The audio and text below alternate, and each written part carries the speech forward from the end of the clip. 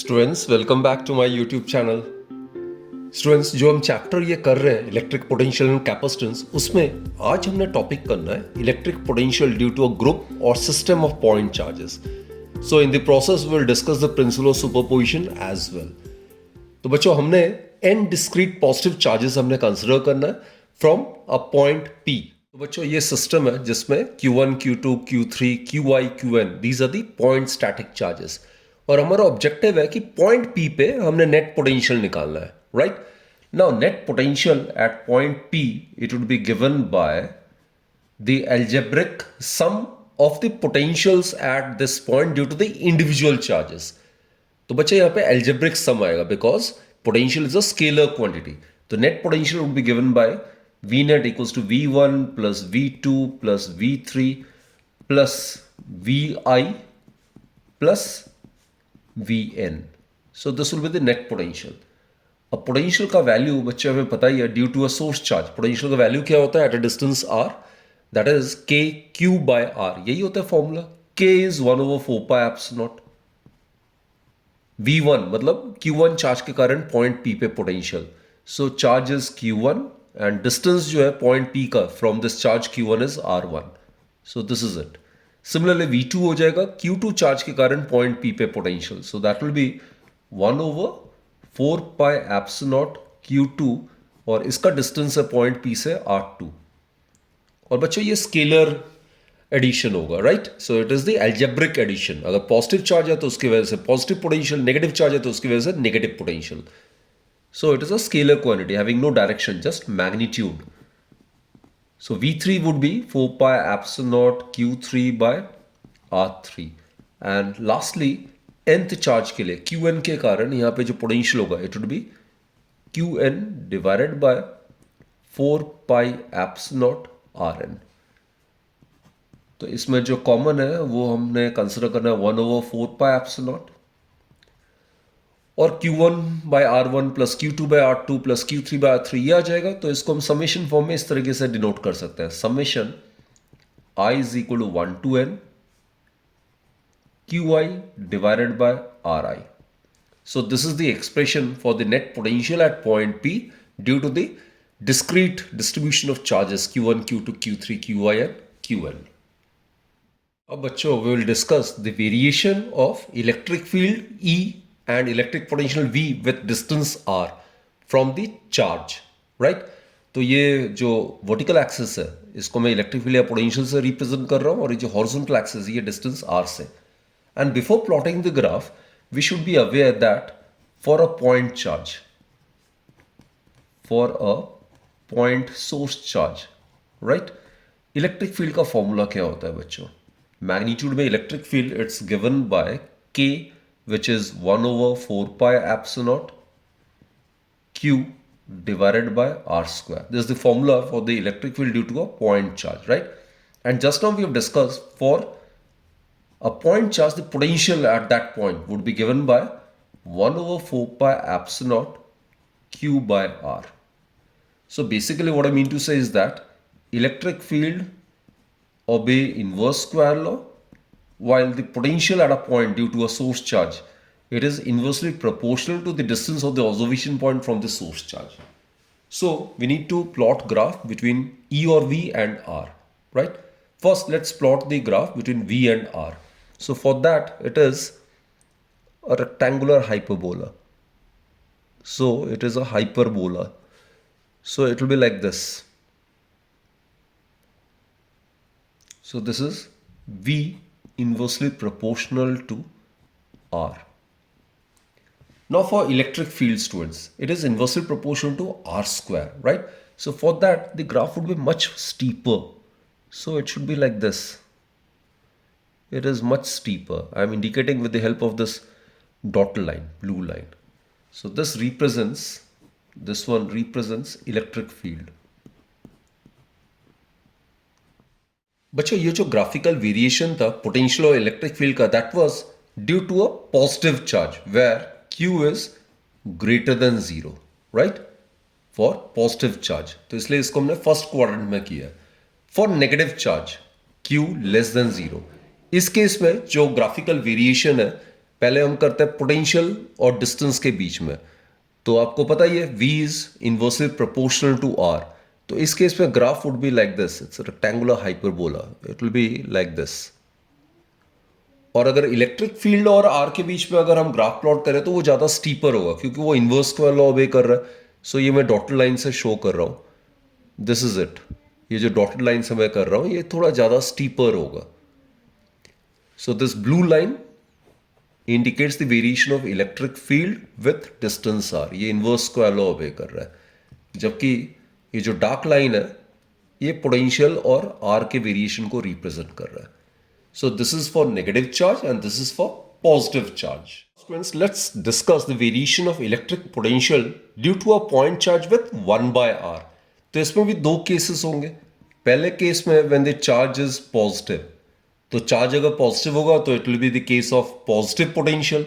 So it has to be drawn, the graph has to be drawn in the first quadrant. तो V is directly proportional to 1 by R।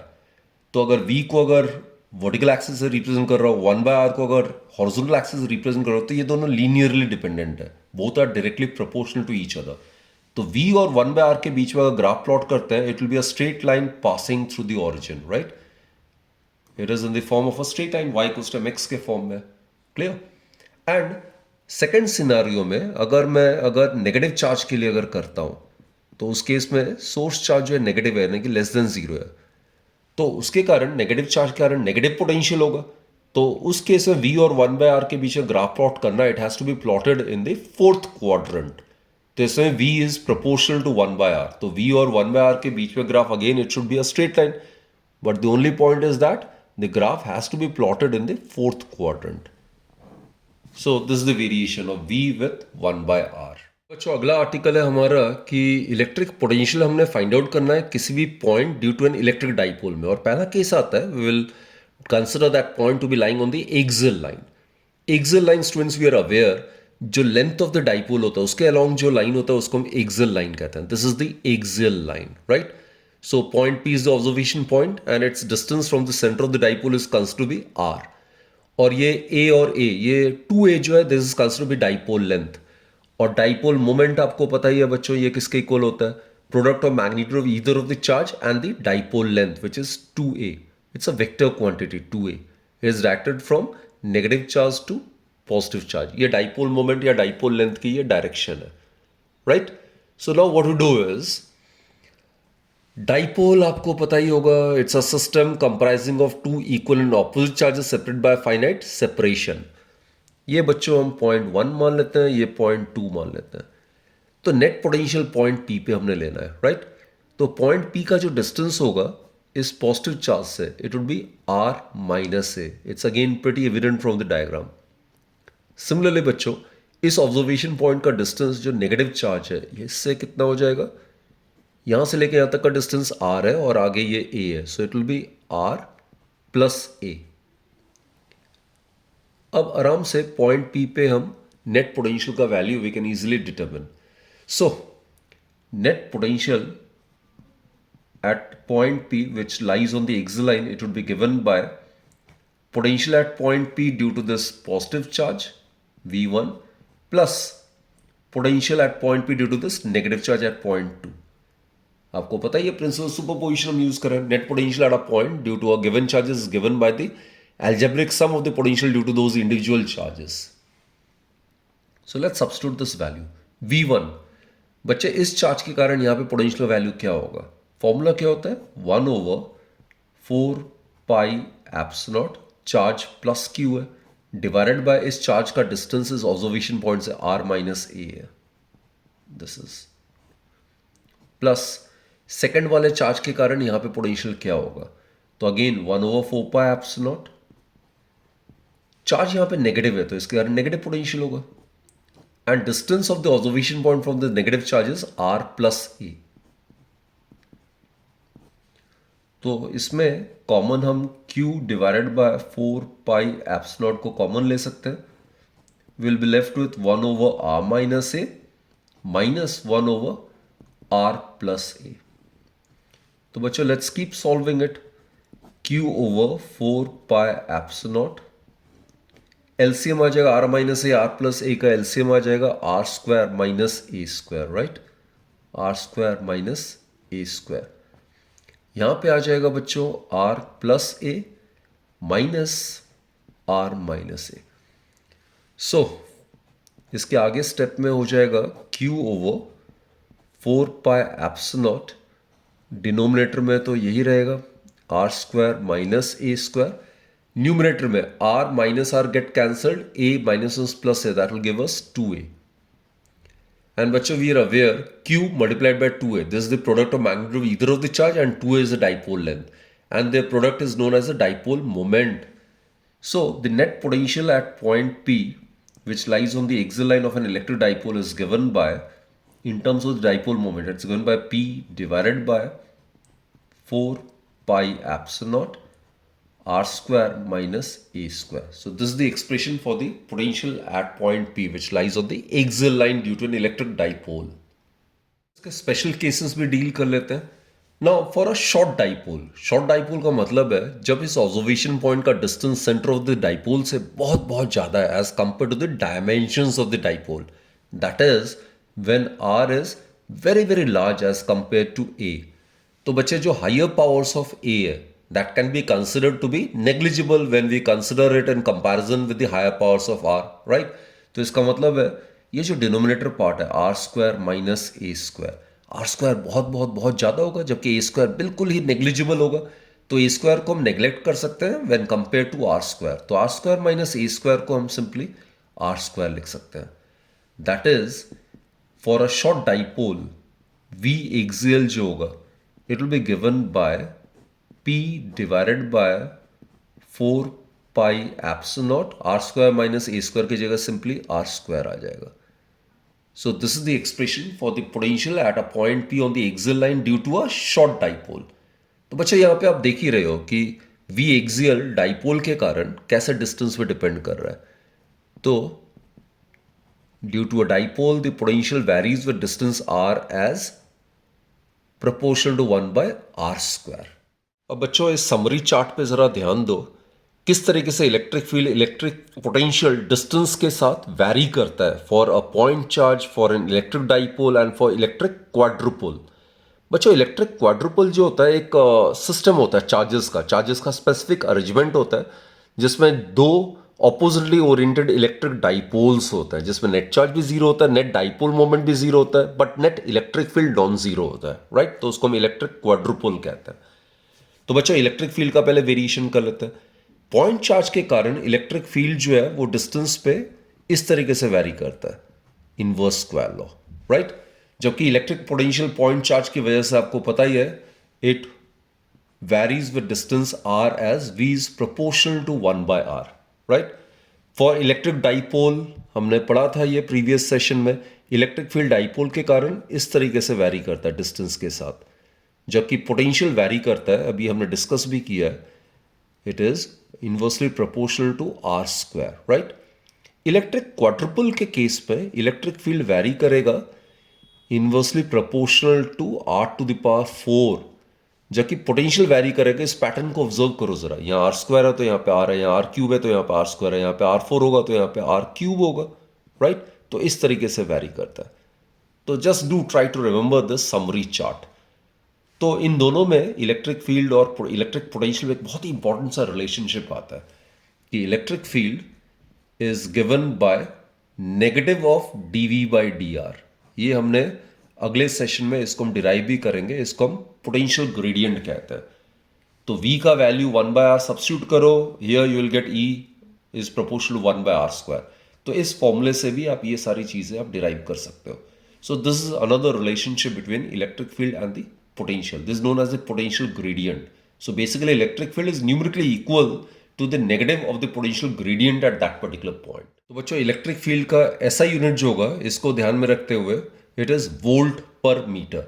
तो इसका जो derivation है that also will be dealing with in the subsequent session. Next topic is we are supposed to determine the electric potential at point P which lies on the equatorial line of an electric dipole. Now equatorial line means the right perpendicular bisector.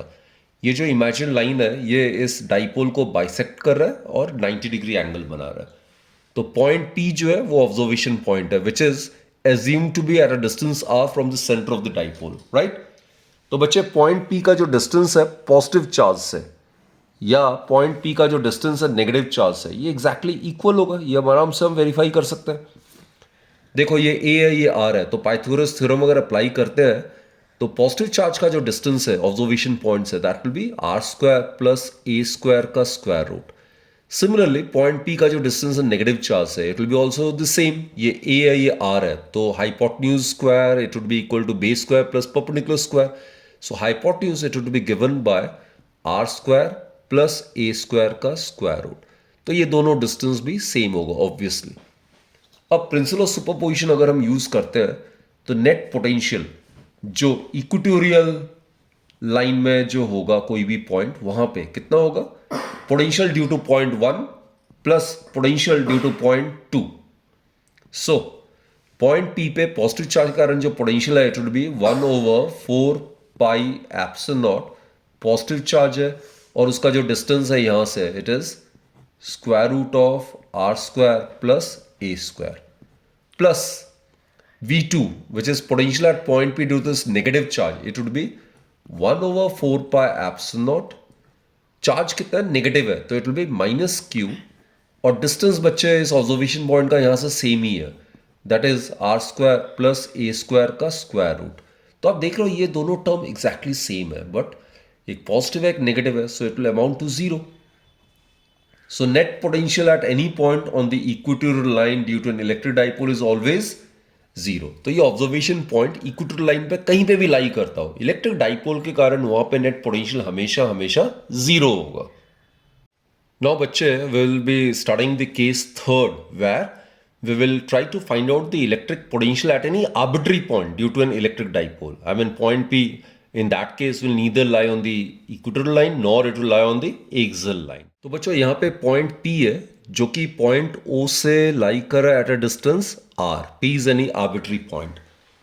P का distance जो है positive charge से, suppose its distance from the positive charge is considered to be R2, right.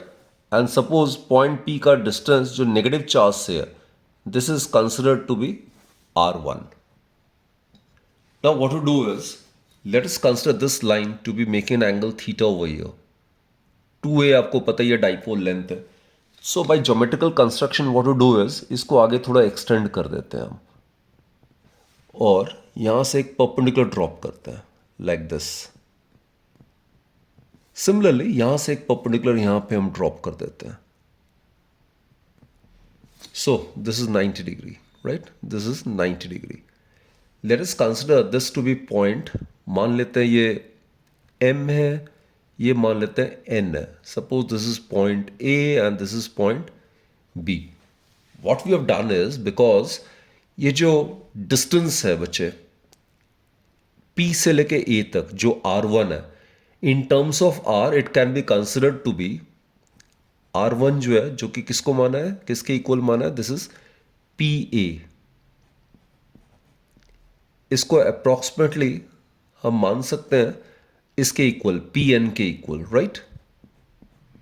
PA can be consider be equal to PN और PN किसके equal होगा, it is equal to PO plus ON, that is R1 is equal to PO किसके equal है, R के equal है plus ON। अब ON किसके equal है जरा चेक कर लेते हैं। ये थीटा माना है तो ये भी थीटा हो जाएगा और ये इट्स राइट एंगल ट्राइंगल। तो अगर आप इस पे कोसाइन थीटा अगर कंसिडर करते हो it will be base over hypotenuse. So this ON it would be equal to A cos theta. So R plus A cos theta. In this right angle triangle cos theta it is equal to base that is ON divided by hypotenuse which is A. तो ON की जगह बच्चे A cos theta लिख सकते हैं। Similarly what we do is जो R2 है which is the distance of the observation point P from the positive charge, R2 को approximately आप PM के इक्वल लिख सकते हो। So it is equal to R2 it's equal to PB जो कि अप्रोक्सीमेटली हम इसको PM के इक्वल मान सकते हैं। और PM किसके इक्वल होगा, PO minus OM. PO minus OM.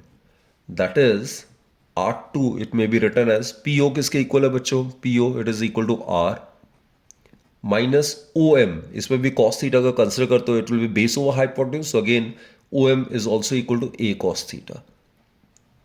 तो ये डिस्टेंस आ गया R1 R2 in terms of R and theta, right? Theta is the angle which the line joining the center of the dipole to the observation point makes with the dipole moment or the dipole length. Now let's make use of the principle of superposition. Net potential at arbitrary point P, it would be given by potential due to at point P due to this positive charge plus potential at point P due to this negative charge. So VB plus VA. VB point P पे इस positive charge का current potential तो क्या होगा?